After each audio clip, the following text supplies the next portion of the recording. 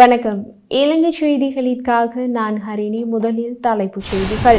உள்ளூராட்சி மன்ற தேர்தலை விரைவில் நடத்துவதற்கு தேர்தல் ஆணைக்குழு தீர்மானம்.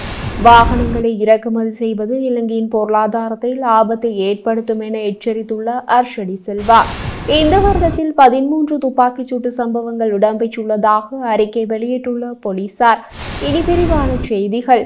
இலங்கையில் புகையிரத கடவையில் புகையிரதத்திற்கு பதிலாக காட்டு யானை ஒன்று புகையிரத பாதையில் நடந்து சென்றதை கண்டு வாகன ஓட்டிகள் அதிர்ச்சியடைந்துள்ளனர். சமூக ஊடகங்களில் பகிரப்பட்ட காணொளியின்படி ரயில் கடவு பாதை வரவிருக்கும் ரயிலின் சமிஞ்சைகளுக்கு எச்சரிக்கை மணியுடன் மூடப்பட்டது. வாகனங்களை இரு பக்கங்களிலும் காத்திருந்தன. புகையிரதம் எதுவும் வரவில்லை. இருப்பினும் ரயில் பாதை வழியாக காட்டு யானை அமைதியாக நடந்து செல்வதை அனைவரும் கண்டனர். காட்டு யானை ரயில்வே கடவையை கடத்தும் ரயில்வே கேட் திறக்கப்பட்டது. உள்ளூராட்சி மன்ற தேர்தலுக்கான காலக்கெடு தொடர்பில் பல்வேறு தரப்பினர் முன்வைத்துள்ள கரிசனைகளை கருத்தில் கொண்டு முடிந்தவரை தேர்தல் திகதியை நிர்ணயிப்பதாக தேர்தல் ஆணைக்குழு தீர்மானித்துள்ளது. எதிர்க்கட்சியை பிரதிநிதித்துவப்படுத்தும் அரசியல் கட்சிகள் வரவிருக்கும் கல்வி, பொதுதராதர சாதாரண தர ஓலெவல் பரீட்சை மற்றும் 2025 வரவு செலவு திட்டம் மீதான நாடாளுமன்ற விவாதம் போன்ற காரணங்களை காட்டி ஏப்ரலில் நடைபெறவிருந்த உள்ளாட்சி தேர்தலை ஒத்திவைக்குமாறு தேர்தல் ஆணையத்திடம் வலியுறுத்தி வருகின்றன. தேர்தல் கமிஷன் தலைவர் RMAL ரத்நாயக்க சில கட்சிகள் உள்ளாட்சி தேர்தலை முன்னதாகவும் சில கட்சிகள் பின்னர் நடத்தவும் கோரி வரும் நிலையில் தேர்தல் ஆணையம் கூடி அதற்கான தேதி குறித்து இறுதி முடிவெடுக்கும் என்று கூறினார். இந்த தீர்மானத்தை மேற்கொள்வதில் சிங்கள, தமிழ் புத்தாண்டு மற்றும் ஓலெவல் பரீட்சை போன்ற காரணிகளை தேர்தல் ஆணையம் கணக்கில் எடுத்துக்கொள்ளும் என்றும் அவர் மேலும் கூறினார். இருப்பினும் ஒரு தேதியை தீர்மானிக்கும் போது ஒவ்வொரு தனிப்பட்ட சூழ்நிலையும் கருத்தில் கொள்ள முடியாது என்று அவர் கூறினார். ஓலெவல் பரீட்சை நடத்தப்படும் என்று சிலர் கூறுவது உண்மைதான். மற்றவர்கள் வரவு செலவு திட்டம் மீதான நாடாளுமன்ற விவாதத்தை சுட்டிக்காட்டுகின்றனர். மேலும் வெசாக் பண்டிகை பற்றிய கவலைகளும் இருக்கும். இந்த காரணிகளை எல்லாம் நாம் கருத்தில் கொண்டால் இந்த நாடு முழுவதும் உள்ளாட்சி தேர்தலை நடத்த முடியாது. மாறாக அனைத்து தரப்பினரின் கவலையையும் முடிந்த அளவு பரிசீலித்து அதற்கேற்ப தேதியை நிர்ணயம் செய்வோம் என்றார். காங்கேசன்துறை நாகப்பட்டினத்திற்கு இடையிலான பயணிகள் போக்குவரத்து கப்பல் சேவையானது எதிர்வரும் 22ஆம் தேதி மீண்டும் ஆரம்பிக்கப்பட உள்ளதாக சிவகங்கை கப்பல் சேவை நிறுவனத்தின் தலைவர் சுந்தர்ராஜ் பொன்னுசாமி தெரிவித்துள்ளார்.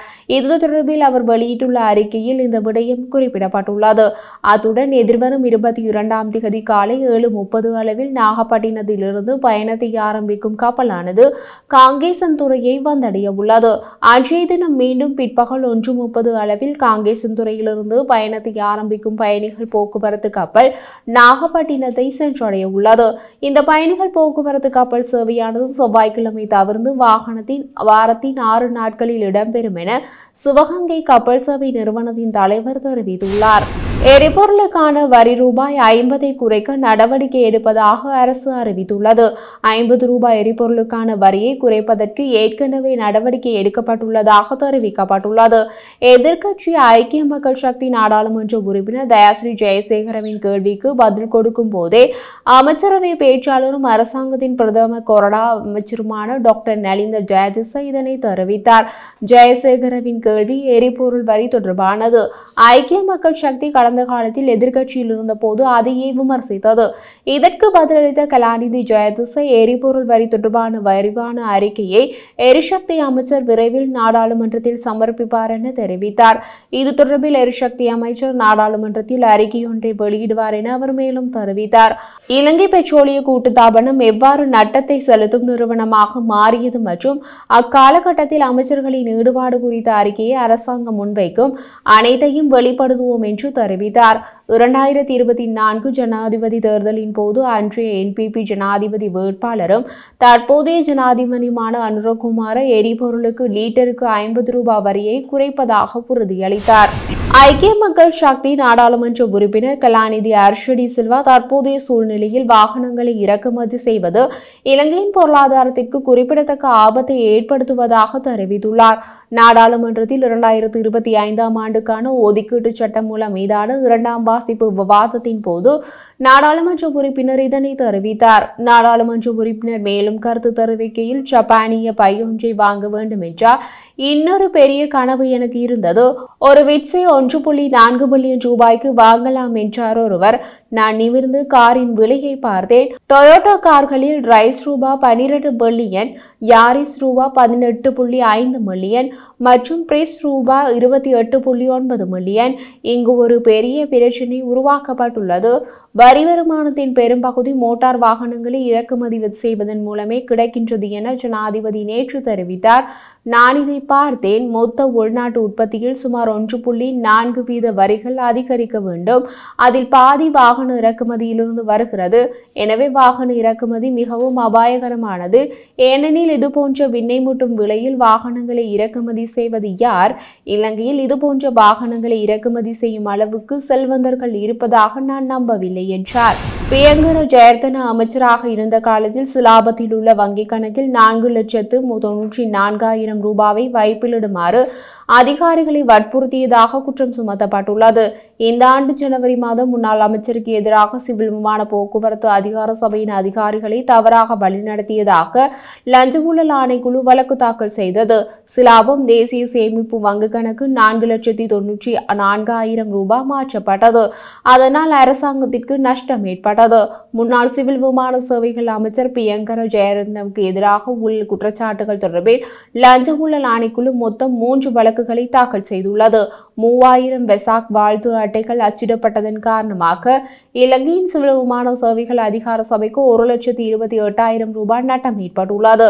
சிவில் விமான போக்குவரத்து அதிகார சபையின் அதிகாரிகளை தவறாக வழிநடத்தியதாக மற்றொரு வழக்கு பதிவு செய்யப்பட்டுள்ளது. 3,60,000 ரூபாய் ஒரு தனியார் நிறுவனத்துக்கு வழங்கப்பட்ட வழக்கு அது. இப்படி முன்னாள் அமைச்சர்கள் ஒவ்வொருவராக சிக்கி வரும் நிலையில் சில முன்னாள் அமைச்சர்கள் வெளிநாடுகளுக்கு ஓடிவிட்டதாக தெரிய வருகிறது. மதுபானங்களின் விலைகள் அதிகரிக்கப்படாது என மதுவரி திணைக்கள ஆணையாளர் நாயகம் உதயகுமார பெரேரோ தெரிவித்துள்ளார். இந்த ஆண்டு ஜனவரி 7ஆம் தேதி மதுபானங்களின் விலைகள் அதிகரிக்கப்பட்டதை சுட்டிக்காட்டி பேசுகையில் அவர் இதனை குறிப்பிட்டார். அனைத்து சட்டவிரோதமான மதுபான நடவடிக்கைகளை ஒழிக்கவும் அரசாங்கத்திற்கான வருமானத்தை அதிகரிக்கவும் நடவடிக்கை எடுக்கப்படும் என கூறினார். அதுடன் அரசு ஊழியர்களின் சம்பள அதிகரிப்பு தொடர்பில் அவர் கூறுகையில் சம்பள அதிகரிப்பு காரணமாக அரசு ஊழியர்களின் எதிர்காலத்தில் உத்வேகத்துடன் செயற்படுவார்கள் என எதிர்பார்க்கப்படுவதாக தெரிவித்தார். இந்த வருடத்தின் கடந்த 1.5 மாத காலப்பகுதியில் 13 துப்பாக்கிச்சூட்டு சம்பவங்கள் இடம்பெற்றுள்ளதுடன் 9 மரணங்கள் பதிவாகியுள்ளதாக தெரிவிக்கப்பட்டுள்ளது. துப்பாக்கிச்சூட்டு சம்பவங்களில் பாதாள குழுவுடன் தொடர்புடைய 7 பேர் கொல்லப்பட்டுள்ளதுடன் பாதாள குழு செயற்பாடுகளுக்கு ஒத்துழைப்பு வழங்கிய 30 பேர் இதுவரை கைது செய்யப்பட்டுள்ளதாகவும் விசாரணைகளில் தெரிய வந்துள்ளது. T56 ரக துப்பாக்கிகளும் 3 துப்பாக்கி தோட்டாக்கள் 5 துப்பாக்கிச்சூட்டு சம்பவங்களுக்கு பயன்படுத்திய 4 மோட்டார் சைக்கிள்களும் போலீசாரினால் கைப்பற்றப்பட்டுள்ளன. இதேவரை பல்வேறு குற்றச்செயல்களுடன் தொடர்புடைய நிலையில் வெளிநாடுகளில் தலைமறைவாகியுள்ளவர்களை தேடும் நடவடிக்கை முன்னெடுக்கப்பட்டு வருவதாக போலீஸ் ஊடக பேச்சாளர் புத்திக மனதுங்க தெரிவித்துள்ளார். கடந்த சில நாட்களாக பல மாவட்டங்களை வாட்டி வதைக்கும் வெப்பமான வானிலை மே மாதம் வரை தொடரக்கூடும் என்று வளிமண்டலவியல் திணைக்களம் அறிவித்துள்ளது. தேசிய நீர்வளங்கள் மற்றும் வடிகால் அமைப்பு சபை இந்த வெப்பம் காரணமாக நீர்நிலைகளில் நீர்மட்டம் குறைந்து வருவதால் குடிநீர் விநியோகம் மட்டுப்படுத்தப்படலாம் என்று தெரிவித்துள்ளது. கடந்த 24 மணி நேரத்தில் ரத்னபுரியில் அதிகபட்சமாக 36.6 செல்சியஸ் வெப்பநிலை பதிவாகியுள்ளதாக கூறியுள்ளது. அத்துடன் வடக்கு, வடமத்திய, வடமேல், தென் மாகாணங்களிலும் மொனராகலை மற்றும் ரத்னபுரி மாவட்டங்களிலும் வெப்பநிலை அதிகமாக இருக்கலாம் எனவும் வளிமண்டலவியல் திணைக்களம் தெரிவித்துள்ளது.